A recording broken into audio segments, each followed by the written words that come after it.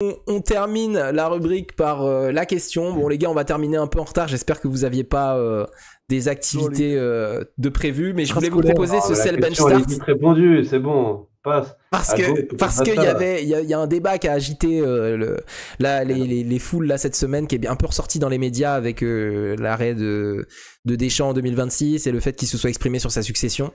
Donc moi je vais vous proposer un petit Cell Bench Start entre Zinedine Zidane, Thierry Henry, et je savais pas qui mettre en troisième.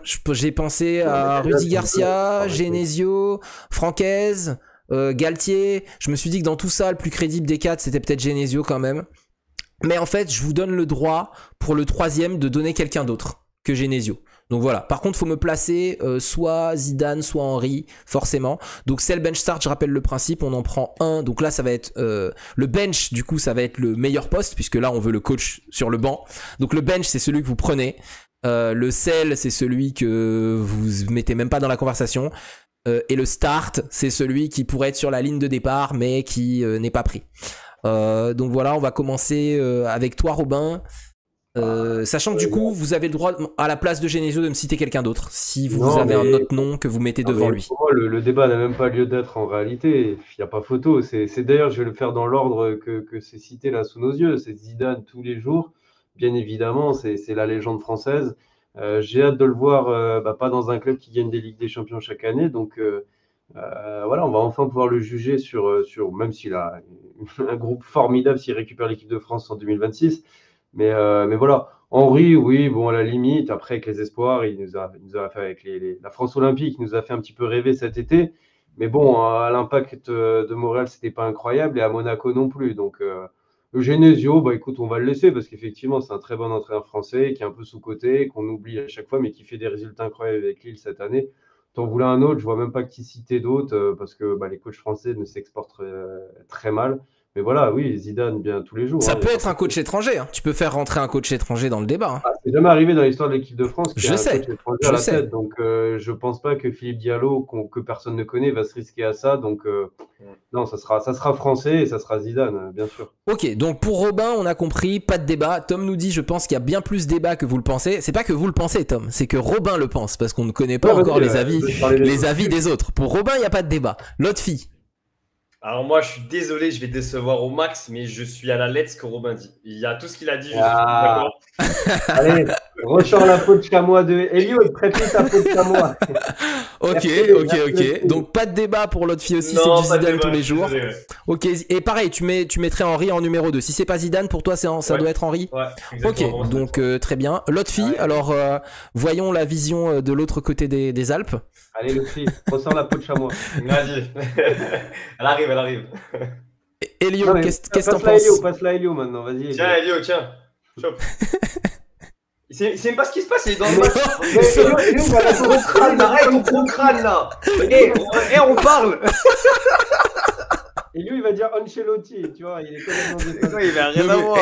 Les gars, faut savoir qu'en plus, avant l'émission, avant que vous arriviez, j'ai dit à Elio, juste mec, je sais qu'il y aura un match de la Juve pendant l'émission, mais essaye quand même d'être avec nous. Il m'a dit, oui, t'inquiète mec. On a gagné, bordel. C'est fini. On a gagné. Mais faudra que tu nous expliques, Robin, ils font quoi l'Inter? C'est quoi ce délire là? On a gagné, bordel de merde. C'est pas possible, ils ont réussi à laisser la Juve gagner, quoi. Il n'y a aucune raison de s'enflammer, Elio, redescend, allez. Oh, on a gagné, bordel de merde. Bon, alors, vous parlez de quoi? Elio, Zidane, Henry, Genesio, c'est le bench start. La seule différence, cette petite subtilité, c'est que celui que tu veux garder, tu le mets sur ton bench. Et est-ce pas. qu'on va dire Thiago Motta? Bon, ok. Elio est nexté du débat. Elio est nexté du débat. On va prendre Tom comme quatrième consultant. Non, merde. Je pense que Zidane est le plus adapté parce que Thierry Henry, pour moi, Thierry Henry à la tête de l'équipe de France, ça serait trop explosif. Ok. Ça serait trop. Thierry Henry, il est fait pour coacher des équipes de jeunes. Ok. Là, vous imaginez vraiment Mbappé, Théo Hernandez, coaché par Thierry Henry. Parce que Henry, il avait énormément de jeunes à l'AS Monaco et ça n'a pas été une réussite. Ouais, totalement. Ouais, mais il a pas fait que les jeunes à l'AS Monaco.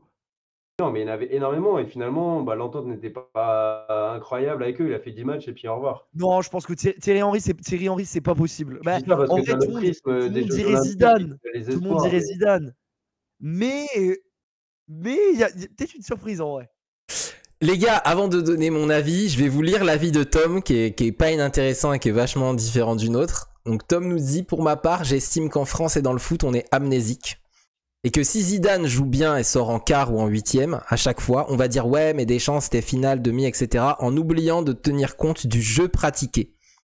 Et comme j'aimerais, donc c'est Tom qui parle, hein, que Zidane ait du succès, je préférerais qu'il passe après Genesio, qui avec des effectifs moyens plus a tapé des gros, et je pense qu'il a ce qu'il faut pour entraîner des joueurs du calibre de l'EDF. Donc Tom il donne une variante que j'avais jamais entendue. C'est ok Zidane, mais intermède Genesio. Pour que ce soit pas la pression de passer tout de suite derrière Deschamps. Pour qu'il y ait un petit fusible entre les deux. Pour que Zidane brille plus derrière. Ou pas, parce que si ça... Non, parce que ça peut fonctionner, mais après Genesio, il est plus âgé. Ouais. On sait qu'il va pas non plus, il va pas faire 12 ans à la tête de l'EDF, Genesio. Donc ça pourrait être un petit intermède. J'ai quand même du mal. Je vois mal un Genesio recadrer Mbappé qui est pas content à la mi-temps d'un match, tu vois.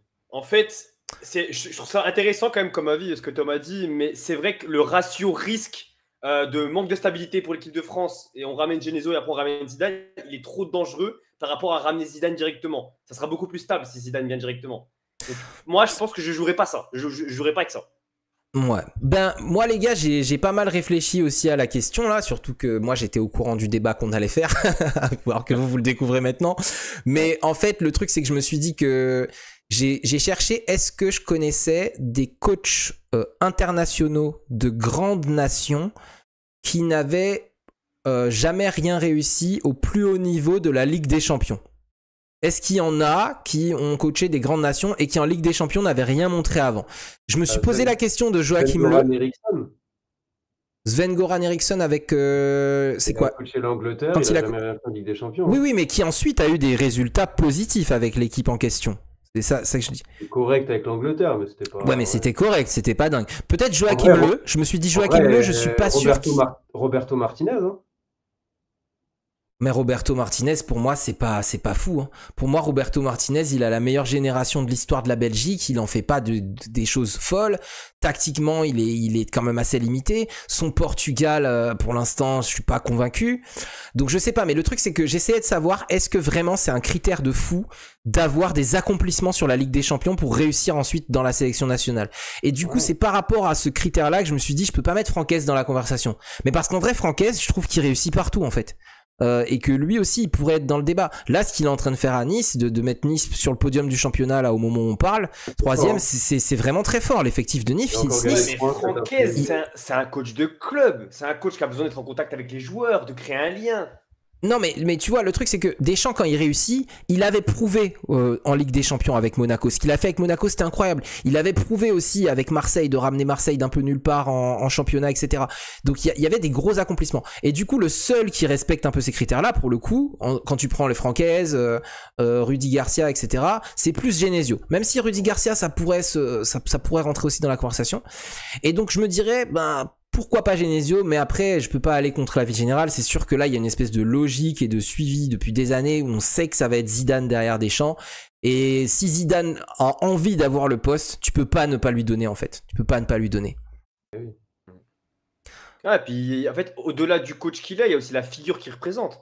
Les Français ont besoin d'avoir un coach qui représente la France. Et Zidane fait partie, même si Thierry Henry fait aussi partie, mais Zidane, c'est une légende.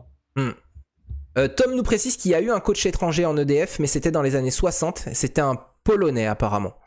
Et il sait plus le nom. Et que pour lui, Galtier aurait pu être dans la shortlist s'il n'avait pas foiré avec Paris et s'il n'avait pas eu l'histoire très problématique à Nice. Actuellement au Qatar, je vois mal un coach. Ouais, mais maintenant il est plus dans le débat.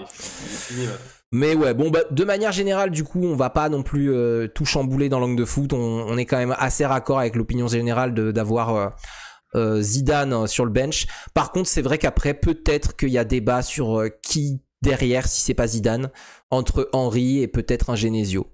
Parce que, comme le dit Elio, je suis pas convaincu qu'Henry ferait forcément du meilleur taf que Genesio à la tête de l'EDF. Je sais pas pour vous les gars, mais ça j'ai aucune conviction là-dessus quoi. J'en mettrai pas ma main à couper.